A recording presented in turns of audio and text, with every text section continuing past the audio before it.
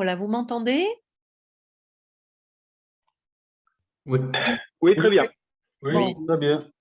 On peut reprendre. Est-ce que je vais trop vite? Vous me dites, hein? Non, ça va. Ça va? D'accord. Ça va. Oui. Mais voilà, vraiment, à la fin ou éventuellement au milieu, n'hésitez pas à poser des questions. Je vois, j'ai un truc discuté, donc voilà, si vous avez une question, n'hésitez pas. Bon, on va au cœur du sujet. Le sujet, c'est mémoire, troubles de mémoire et sismothérapie. Parce que finalement, pourquoi pas, bon, très bien. En effet, depuis le début, je pense, des séances de CT, on a vu que c'était super efficace. Bon, ça, c'est un premier point, mais on a vu aussi que ça donnait des troubles de mémoire. Ça a été pratiquement immédiat. Et donc, bon, le trouble mnésique, on peut dire, au sens large, serait le principal effet secondaire de l'ECT. Donc, ça a tout de suite été très étudié, hein, dès l'origine. Et là, vous voyez toute la liste des contributeurs bien connus de ce champ, et notamment le psychologue Harold Sackheim, qui, vous allez le voir, a vraiment, alors lui, beaucoup contribué à éclaircir la question. Alors, tout de suite, enfin assez rapidement aussi, on a vu que les paramètres de l'ECT jouaient un rôle dans ces troubles de mémoire. La mémoire seulement, c'est pas sûr. C'est parce que d'abord, comme les gens se plaignaient très clairement de la mémoire, c'est quand même ça qu'on a étudié. Puis après, on s'est aperçu que c'était peut-être intéressant de regarder aussi d'autres fonctions cognitives, et notamment les fonctions exécutives dont je vous ai parlé tout à l'heure. Par contre, et ça, on peut le dire déjà tout de suite, comme ça c'est classé, une fois de plus, les autres fonctions cognitives de type langage, fonction visio-spatiale, fonction praxique, c'est-à-dire, vous savez, la capacité à organiser les gestes, ça, on sait par contre que ce n'est pas touché par les sismothérapies. Donc actuellement, on s'occupe essentiellement de mémoire et fonctions exécutives. Alors des fois, vous verrez le terme de mémoire antérograde pour les nouveaux apprentissages et rétrograde pour les données du passé, qu'elles soient autobiographiques ou non. Alors, il y a d'abord des effets immédiats, aigus et subaigus, c'est-à-dire ce qui se passe tout de suite après la séance, la période post-critique, qui est une période de confusion. C'est en quelque sorte un état confusionnel induit, et qui, comme tous les états confusionnels, se manifeste par une vigilance, vous voyez, qui est un peu altérée, et puis une désorientation. Une désorientation, d'abord, la personne ne voit pas très bien qui sont les personnes autour de lui, puis ça revient, puis le lieu, il ne sait pas trop, et puis finalement le temps, et tout ça va revenir dans cet ordre-là, reconnaître les personnes, le lieu, et puis être capable de déterminer le jour, la date, hein, toute cette partie d'orientation temporelle.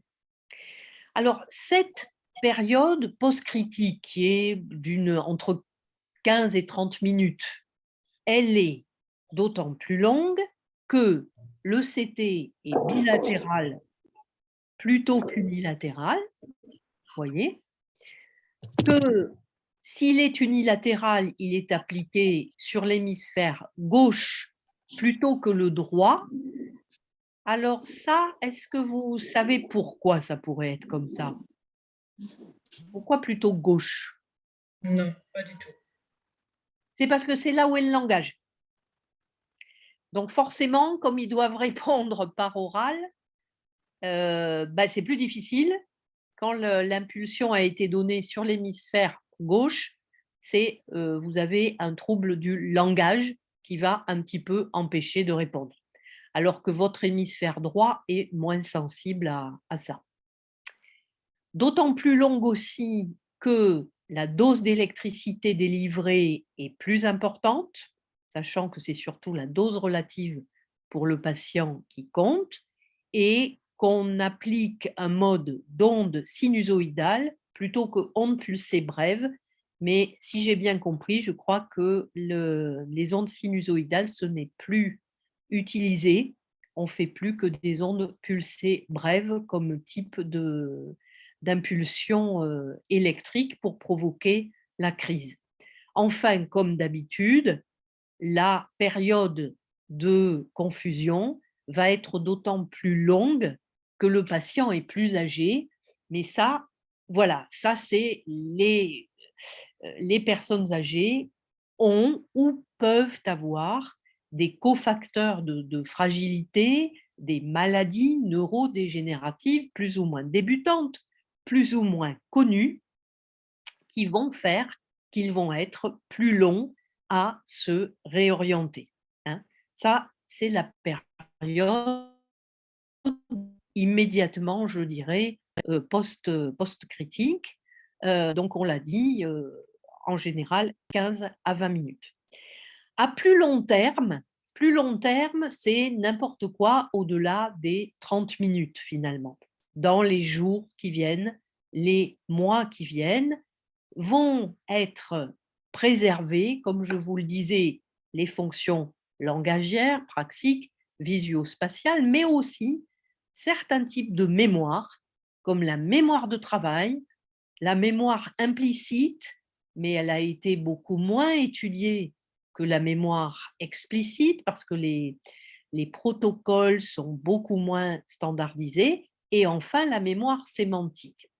Qu'est-ce que ça veut dire, par exemple, que la mémoire sémantique soit préservée? Et comment vous allez le savoir, ça? Parce que c'est plus facile à savoir. Une mémoire sémantique préservée, d'après ce qu'on a dit tout à l'heure. Quels sont du coup, les savoirs préservés?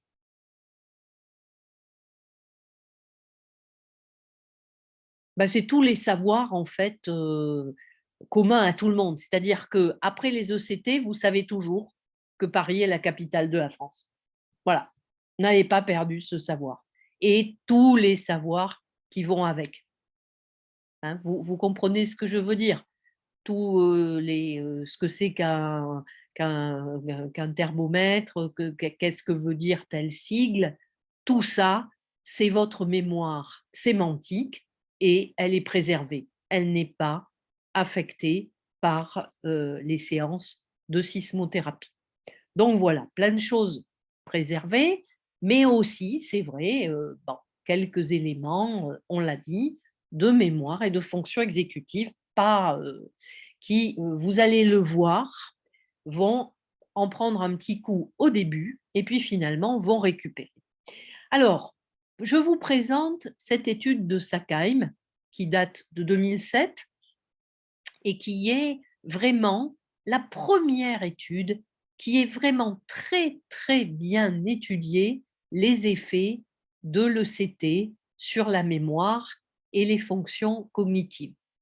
C'était une étude prospective, hein, les gens ont été inclus au fur et à mesure dans 7 centres de sismothérapie de l'État de New York sur une période de 26 mois et avec un petit groupe contrôle de 24 sujets. Alors, ils avaient, comme dans toutes les bonnes études, on fait ce qu'on appelle un flowchart, enfin un diagramme de flux. On a, alors là, en haut, il y a, attendez, j'arrive pas à voir mon… Bon, enfin, tout en haut, il y a tous les gens qui pourraient participer, tous ceux qui finalement ne peuvent pas participer, ceux qui ont des critères d'exclusion, parmi lesquels vous voyez par exemple un MMS inférieur à 15. Bon, ben voilà, ils ne les ont pas pris pour l'étude, ce qui est normal, ceux qui ne parlaient ni anglais ni espagnol, puisqu'ils ne pouvaient pas passer les tests, etc. En finalement éligible potentiel, il en restait encore 225 et finalement qui ont participé à l'étude près de 400, ce qui est beaucoup. Après encore, ils en ont perdu un certain nombre en cours de route. Ils ont eu environ entre 242 selon les tests et 347 patients qui ont eu tous les tests avant les ECT et après les ECT. Et donc, ça, l'essentiel finalement des données se fait sur un groupe de environ 300 personnes, ce qui est très remarquable pour une étude comme ça qui a dû être assez compliquée à mettre en œuvre. Alors en plus, ils ont eu beaucoup de tests. Ils ont eu un test, un MMS modifié sur 57 points, c'est-à-dire un MMS augmenté pour mesurer le statut cognitif global.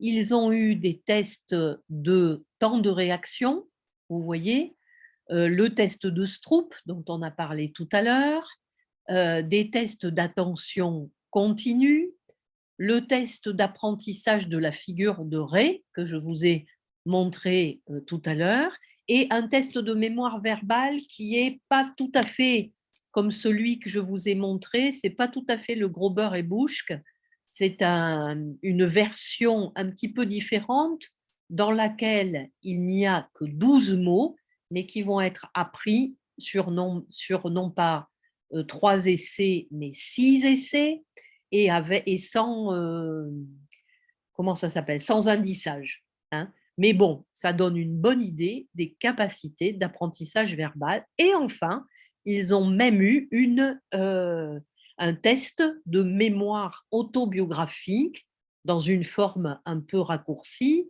mais quand même 30 questions sur 5 événements autobiographiques, c'est pas mal. Donc c'est vraiment un ensemble de tests qui étaient très susceptible d'être très intéressant et de donner des résultats. Cette batterie de tests, ils l'ont donc passée avant tout traitement et puis à intervalles que l'on va voir après les traitements. Alors, qui étaient ces gens? Un âge moyen de 56 ans, hein, et vous avez toutes leurs caractéristiques, un, un QI moyen de 103, donc effectivement tout à fait dans la moyenne. Et vous avez, alors il se trouve qu'il y avait 63% de femmes et vous voyez une variété de diagnostics, unipolaire psychotique, unipolaire non psychotique, bipolaire, et enfin en grande majorité finalement des troubles dépressifs à rechute et des troubles bipolaires avec ou sans symptômes psychotiques. Donc vous voyez, l'échantillon est très bien décrit. Ensuite, alors bon, ça je vais passer là-dessus parce que c'est la comparaison des scores au test à la base, peu importe. Ce n'est pas ça dont je veux vous parler. Ce dont je veux vous parler, c'est que deviennent les scores de ces 11 mesures cognitives tout de suite après les ECT et 6 mois après. Alors, au-dessous, les barres blanches, c'est immédiatement après la fin de la cure. Donc, qu'est-ce que vous avez? Plus la barre est basse et plus le score est atteint. Donc, tout de suite après, vous avez un déclin du MMS modifié, une espèce de déclin cognitif global que vous retrouvez aussi pour le temps de réaction, mais pas pour l'attention continue.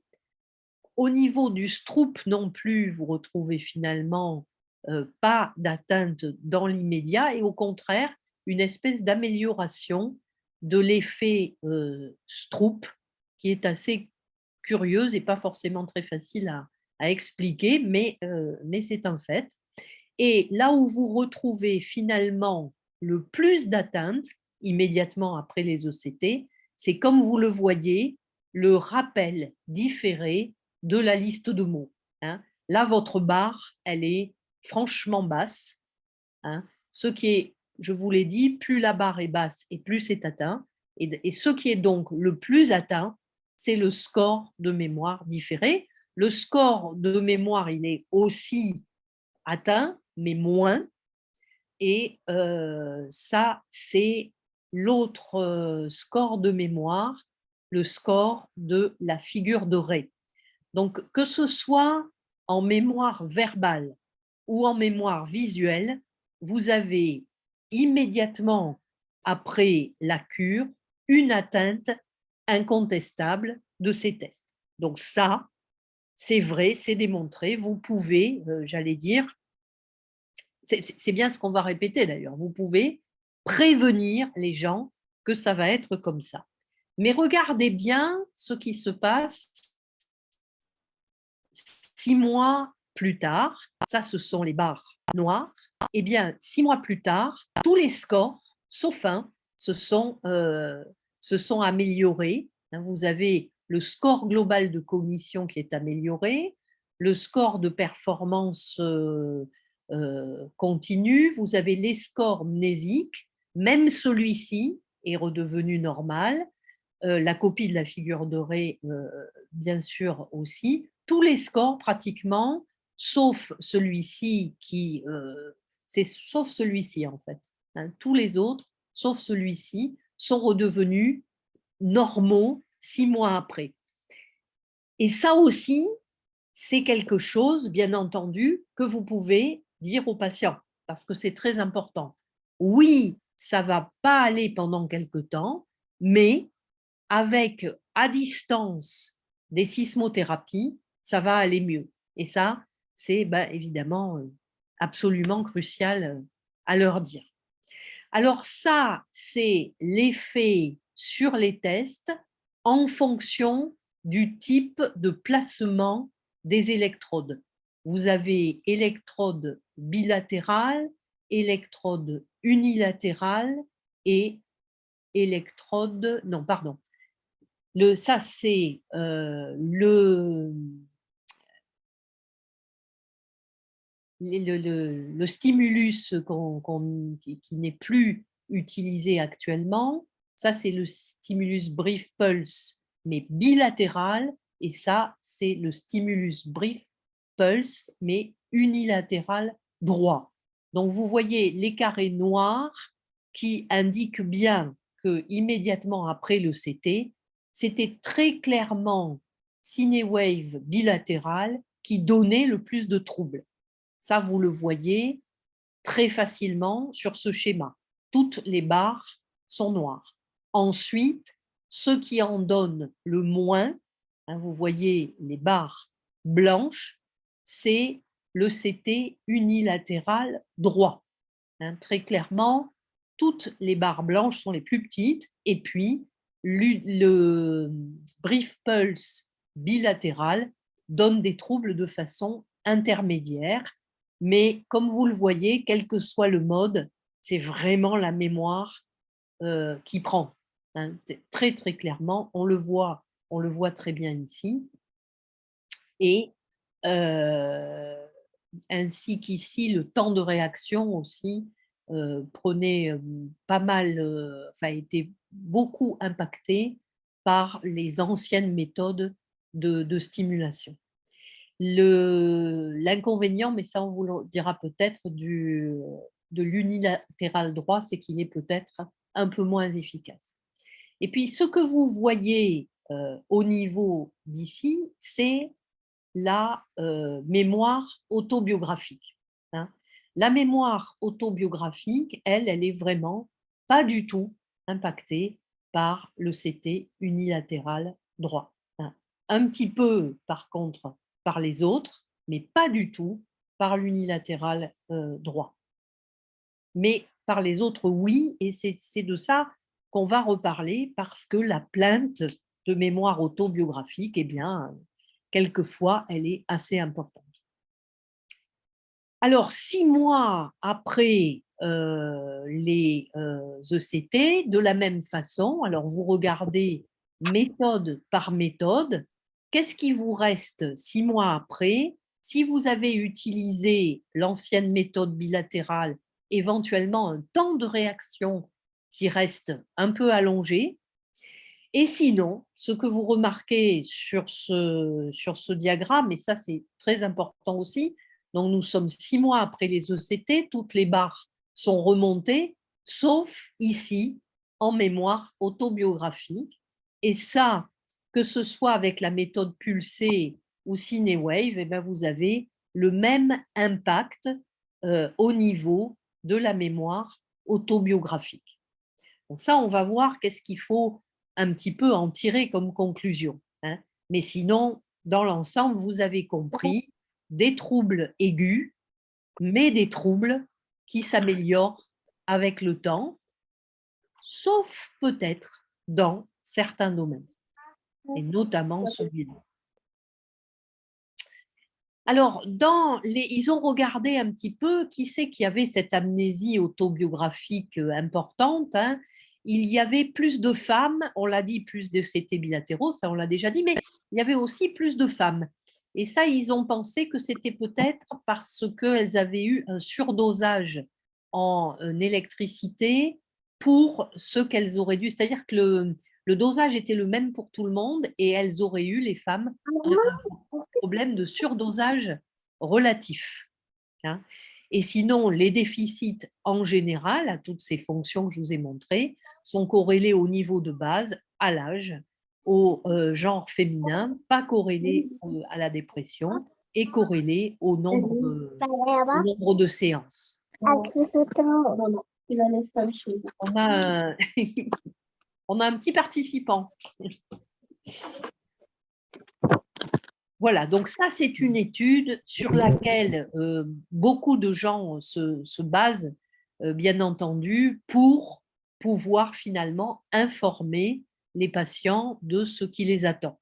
Alors, depuis cette étude de Sackheim, j'ai trouvé aussi cette revue systématique, une méta-analyse, vraiment une grosse concentration de données sur laquelle, là aussi, vous pouvez vous appuyer et qui a, vous allez le voir, à peu près les mêmes conclusions. Il s'agit de 84 études rassemblant près de 3000 patients. Et là, qu'est-ce que vous voyez? C'est que tout de suite après les ECT, vous avez toutes ces composantes cognitives qui s'altèrent, le MMS, même la mémoire de travail, vous voyez, ça c'est l'empan en vert, mais surtout, regardez, d'une façon plus importante, comme d'habitude, le rappel de la liste de mots. Hein, là, c'est vraiment manifeste. Rappel de la liste de mots, là, vous avez un écart à la moyenne qui est plus important que pour les autres tests, sauf le temps au TMT. Vous vous rappelez, le TMT, c'est alterner les chiffres et les lettres. Eh bien, vous voyez, le TMT, plutôt une mesure des fonctions exécutives, lui aussi, il est quand même bien impacté. D'autres mesures de vitesse aussi, comme les fluences verbales. Hein. Donc, tout de suite après, ça c'est tout de suite après les séances, les fonctions cognitives sont clairement impactées. Et là, alors là, malheureusement, je n'arrive pas. Attendez, je vais enlever cette barre. Masquer le... Non, c'est pas ça. Masquer les commandes flottantes. Voilà, ça c'est 4 à 15 jours, pardon, on va y arriver, 4 à 15 jours post-traitement, donc c'est pas longtemps après, qu'est-ce que vous retrouvez? Un déficit du côté du temps, côté MTA, et de nouveau un déficit à une épreuve de mémoire verbale, en rappel, un peu encore aussi au niveau fluence verbale, mais vous voyez que tout le reste, c'est corrigé. Donc ça correspond et ça renforce, bien entendu, les données de Sackheim qui, bien entendu, font partie d'ailleurs de cette méta-analyse. Elles sont comprises dans ces résultats. Donc ça, c'est quand même seulement 4 à 15 jours. Oui. Est-ce que ces valeurs observées à ces différents tests-là, ces variations se font par rapport au score que le patient avait avant ou alors est-ce que c'est par rapport à un score attendu, quelque chose de normal? Alors là, je me demande si alors ça, je pense que ce sont des scores par rapport au patient, par rapport au score qu'il avait. D'accord. Parce que quand vous faites les méta-analyses, je pense que vous n'avez pas de groupe contrôle. Okay. Donc, c'est le patient par rapport à lui-même. D'accord. Tout à fait. La question est tout à fait bonne. Merci Et beaucoup. donc, oui. Je disais merci, ouais. Ah bon, pardon. Donc, un petit peu plus de 15 jours post-traitement, là, vous n'avez plus rien du tout. Vous voyez, je vous ai souligné ici, les scores au test sont revenus à ce qu'ils étaient. Donc ça, c'est l'autre article sur lequel on peut, mais vraiment, c'est un article qui comporte vraiment beaucoup de données et sur lequel on peut s'appuyer pour informer les patients. Alors là, par contre, je revois ça, si vous remarquez, il y a beaucoup de mesures, enfin, il n'y a pas de mesure de mémoire autobiographique. Il n'y en a pas. Et ça, c'est peut-être un petit peu dommage, mais ça représente bien la difficulté qu'il y a à mettre en place une bonne mesure de mémoire autobiographique pour chaque patient, puisque bien entendu, ça ne peut pas être standard. Donc, je pense qu'il y a guère que, enfin, c'est sûrement Sackheim doit être dans les rares investigateurs à avoir regardé ça. Donc ça, c'est le résumé de ce que je viens de vous montrer. Donc je passe, c'est exactement ce que je viens de vous dire à propos de l'article. Alors, oui, voilà, c'est ce que je viens de vous dire aussi. Les limites, c'est les données insuffisantes sur la mémoire rétrograde et surtout sur la mémoire autobiographique. Dans cette méta-analyse, à noter qu'aucune relation entre l'âge et les effets de l'ECT n'a été retrouvée, ce qui est un peu étonnant, mais ça peut être aussi parce que l'écart d'âge n'était peut-être pas suffisamment important. Si vous prenez des gens qui ont entre 45, mettons, et 55 ans, vous risquez de ne pas voir un effet de l'âge, alors que si vous prenez des gens entre 40 et 60, votre effet de l'âge, à ce moment-là, il va peut-être sortir.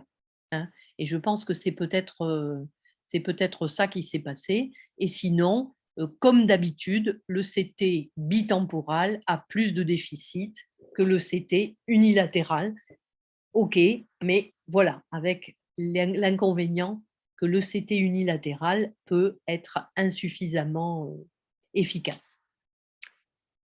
Alors justement, il y a un article qui s'est intéressé aux effets de l'ECT sur la mémoire autobiographique et comme je viens de vous le dire, il y a quand même beaucoup moins d'études. Mais en même temps, eh bien, il faut savoir que beaucoup quand même de patients se plaignent de troubles de mémoire permanents et surtout la mémoire du passé.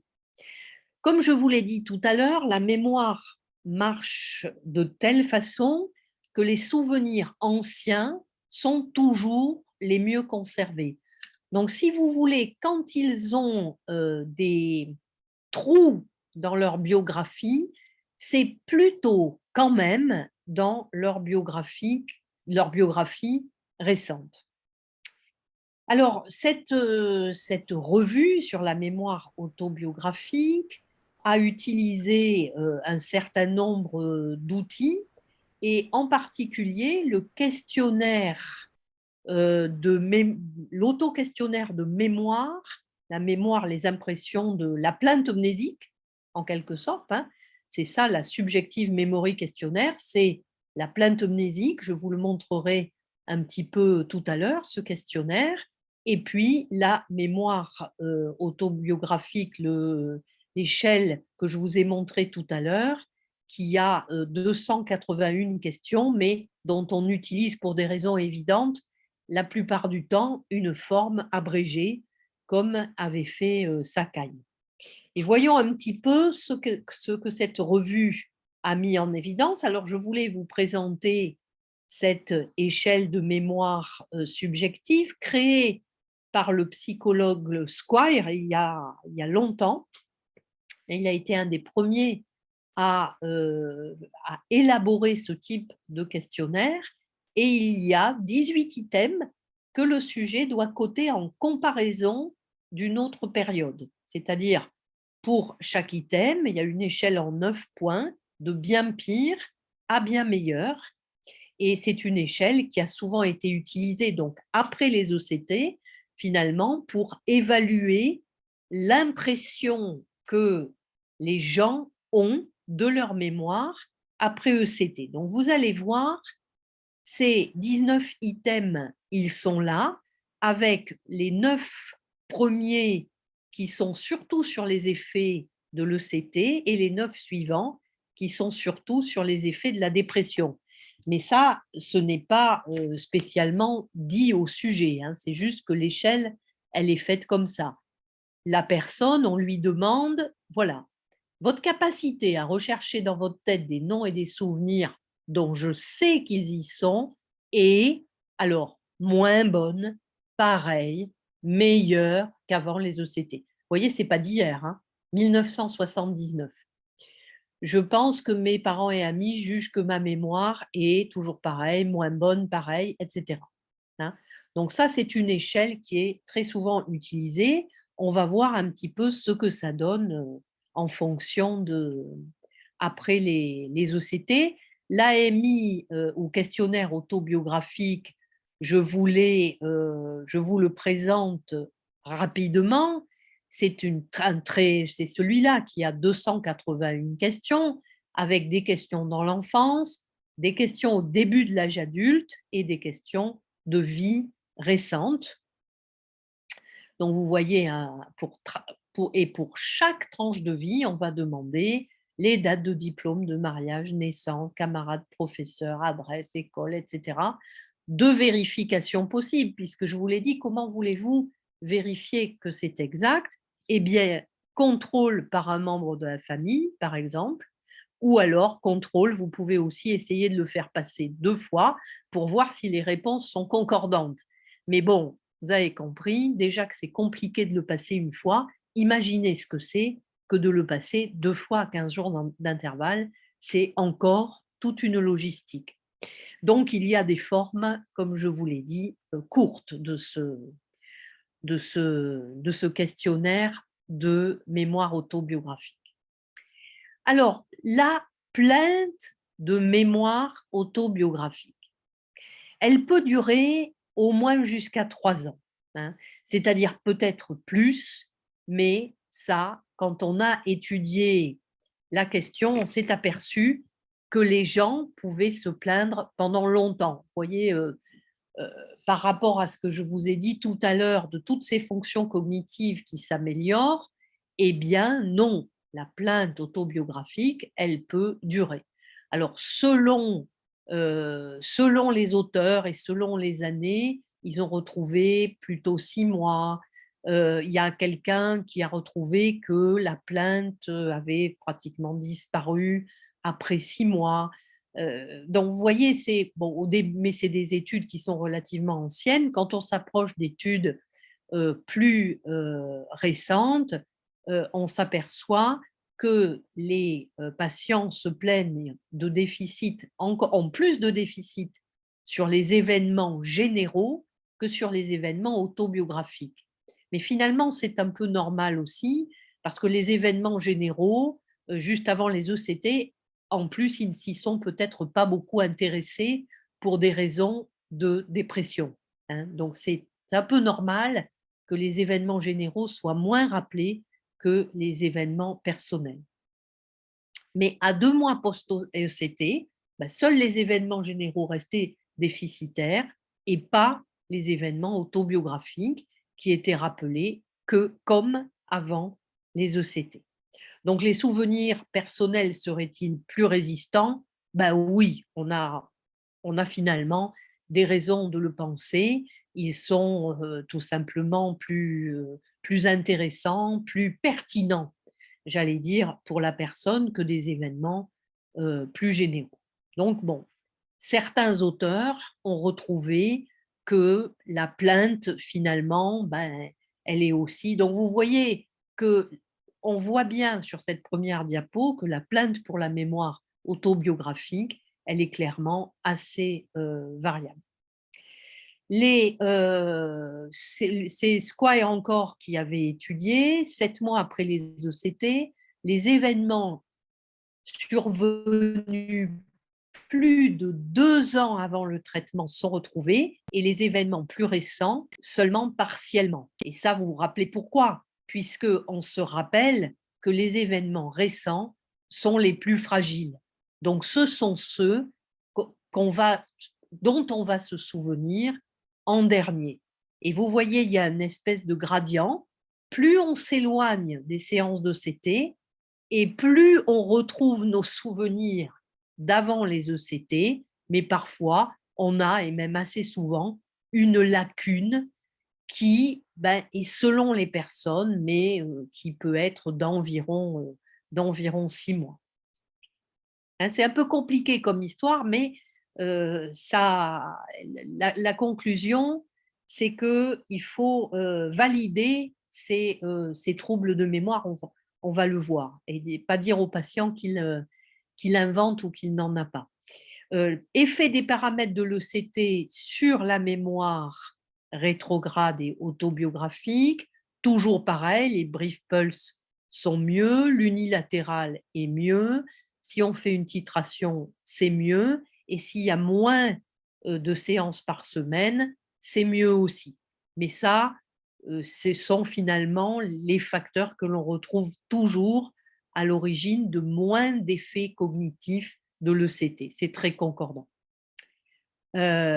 Différence individuelle pour un peu plus de troubles de mémoire autobiographique chez les MMS plus bas, et quelqu'un a retrouvé aussi une corrélation entre la durée de la période de réorientation, et plus elle est longue, et plus on peut s'attendre à des déficits de rappel de souvenirs autobiographiques. Hein, c'est une étude, mais c'est quand même intéressant. Parce que finalement, ça vous permet d'avoir comme ça un petit prédicteur, peut-être quelque chose vous vous dites, voilà, cette personne qui a mis 3/4 d'heure à retrouver où elle est, elle aura peut-être plus de difficultés aussi à se souvenir, à retrouver ses souvenirs autobiographiques. Bon, voilà, hein, la mémoire autobiographique, bref, c'est difficile à mesurer. L'AMI est peut-être pas très bien adaptée au fond, parce que comme vous avez vu, c'est une échelle qui concerne des périodes du passé très anciennes pour beaucoup d'entre elles, et finalement, c'est des souvenirs des 2 ou 3 ans qui sont les plus affectés. Donc, si vous devez mesurer quelque chose, il vaut mieux mesurer les 5 dernières années, hein, se concentrer sur des périodes plus récentes. Et puis sinon, comme toujours, hein, comme facteur de confusion, vous avez l'état cognitif prémorbide les capacités de mémoire individuelles telles qu'elles étaient, la fiabilité des souvenirs de chacun, tout ça, c'est quand même des facteurs de confusion. Donc, ça reste une mémoire qui est difficile à évaluer. Mais ce qui est sûr, et bon, ça, Sackheim le disait bien dans son article de 2007, il dit, si un patient se plaint de sa mémoire autobiographique, il faut le valider. S'il le dit, c'est que c'est vrai. Il ne faut pas chercher à toute force à lui démontrer que ça n'est pas vrai. Il vaut mieux assumer qu'en effet, ça soit un effet secondaire de l'ECT. Et l'autre chose, c'est qu'il faut, bien entendu, l'avoir prévenu avant. Mais ça, c'est un point majeur, évidemment, de la conclusion. Enfin, je vous ai mis au sujet des plaintes subjectives après ECT une synthèse de Clélia Quiles parue en 2013 qui dit finalement à cette échelle subjective de mémoire, eh bien, l'amélioration des scores correspond plus… pardon, ça c'est la deuxième conclusion. Amélioration des scores en général, oui, voilà. On note en général, après les ECT, une amélioration des scores de mémoire subjective qui correspond à une diminution des plaintes mnésiques après ECT. On va voir pourquoi. Par contre, quand le positionnement a été bilatéral pour les électrodes, une charge d'électricité plus forte, eh bien là, les gens continuent éventuellement à se plaindre. Enfin, en tout cas, c'est un facteur qui va augmenter la plainte. Mais ce qui est vrai aussi, et ce qui est le plus important, c'est ce qu'on retrouve dans tous les tableaux qui illustrent cet article, c'est que l'amélioration de la plainte subjective, elle suit surtout l'amélioration de la dépression. Alors ça, c'est très net. Il existe, je vous prends celui-là par exemple, qui est un peu ancien, mais bon, pour vous dire, il existe une forte association entre les scores aux évaluations thymiques et les scores à l'échelle subjective.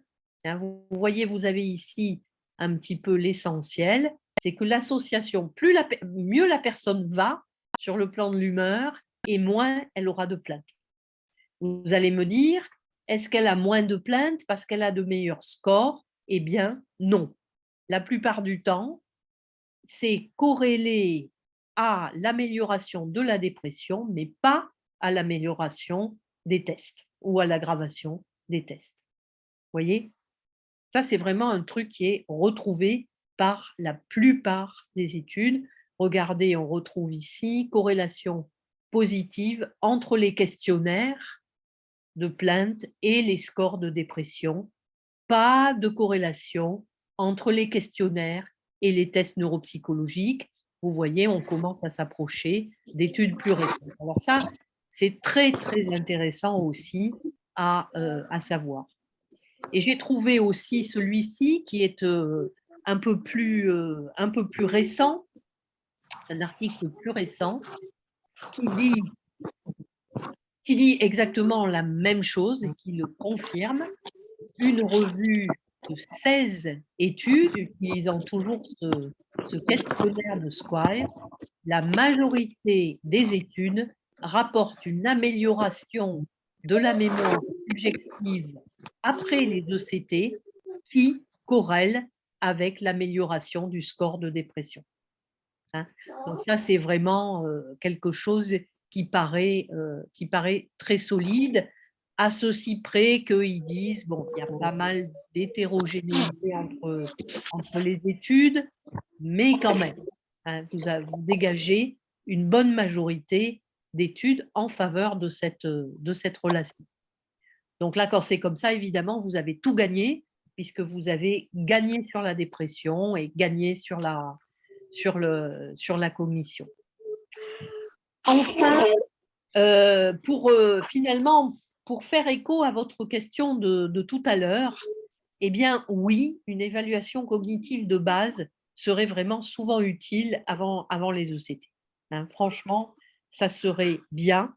Le problème, c'est la disponibilité de ces bilans qui, toutefois, sont de plus en plus faits aussi par les orthophonistes. Hein, ça devient elles deviennent des personnes de bon recours pour les bilans neuropsychologiques.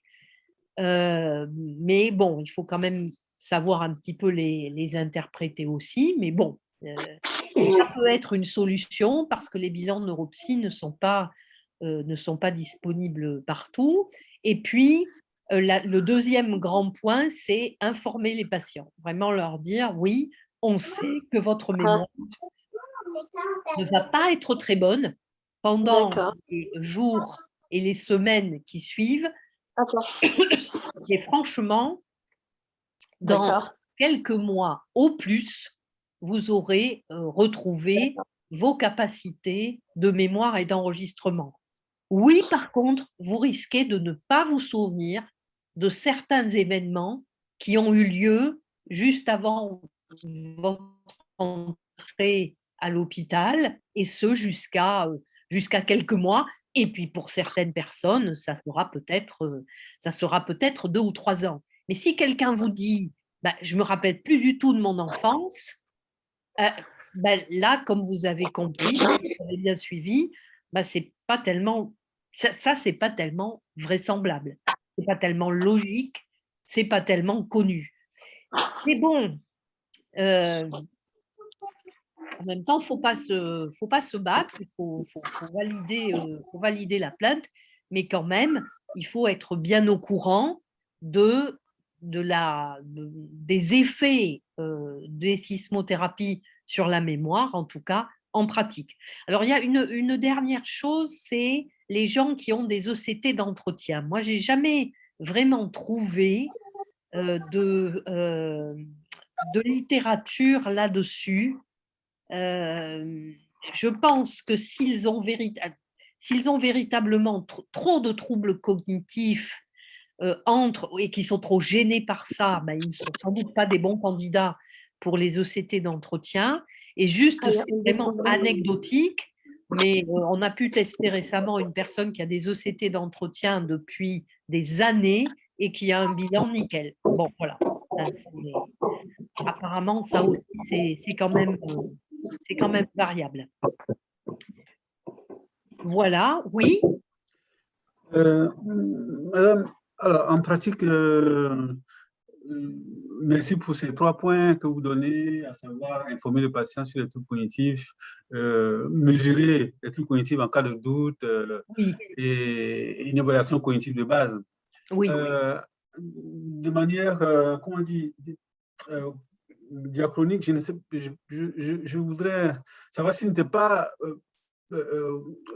légitime aussi de se positionner dans une surveillance cognitive de ces patients ou de ce patient qui présenterait, par exemple, une altération de la mémoire autobiographique sur d'autres thèmes, d'autant que ces troubles cognitifs surviennent chez des personnes souvent âgées, oui.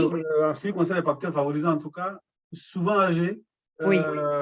Voilà, dans le sens où, enfin, pour suivre un raisonnement selon lequel ces troubles cognitifs annoncent ou les troubles d'humeur qui sont installés comme ça chez les personnes âgées, présagent peut-être d'une entrée en démence.